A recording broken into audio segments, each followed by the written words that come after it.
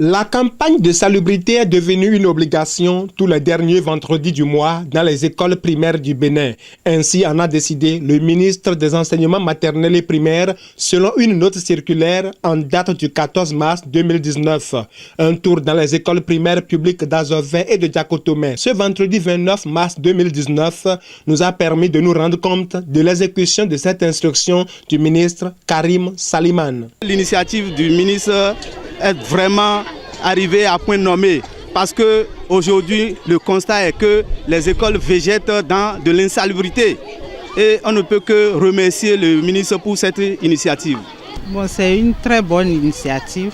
Ça permettra à nos écoles respectives d'être propres tout le temps et par ricochet les enfants peuvent travailler dans de très bonnes conditions. On en avait l'habitude.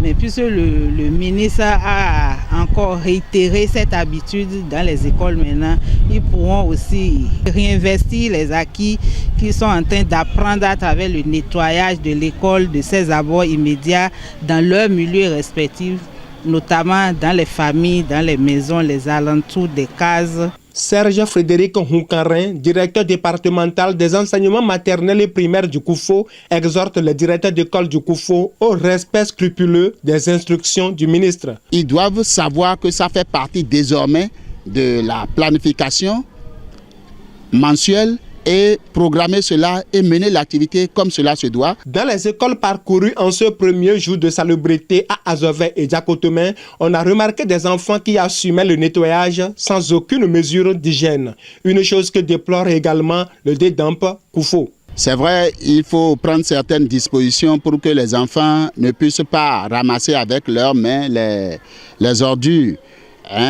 Et pour ce début, je crois les directeurs et les enseignants n'ont pas su prendre leurs responsabilités. Pour le chef service enseignement maternel et primaire du Koufo, cette instruction du ministre ne devrait pas se limiter simplement à la salubrité. Elle devrait intégrer l'hygiène au grand complet dans les écoles.